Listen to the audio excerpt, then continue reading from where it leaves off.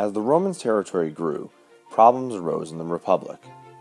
Rich citizens were getting richer, and many leaders feared that violence would erupt between rich and poor.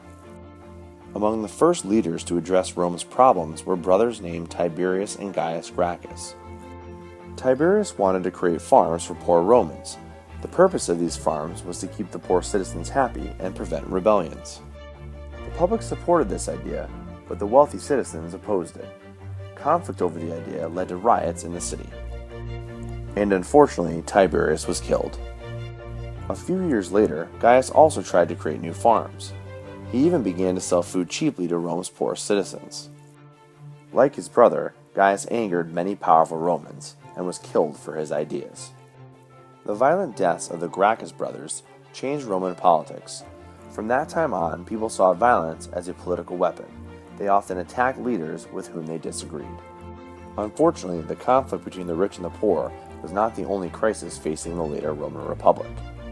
The Roman army desperately needed more troops, and in response, a consul named Gaius Marius encouraged poor people to join the army.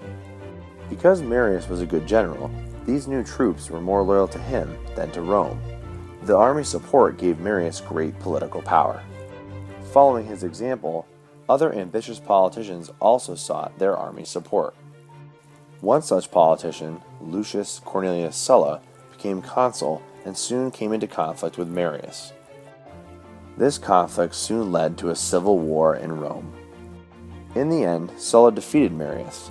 He later named himself dictator and used his power to punish his enemies. Not long after Sulla died, another crisis arose to challenge Rome's leaders. Thousands of slaves led by a former gladiator, Spartacus, rose up and demanded freedom.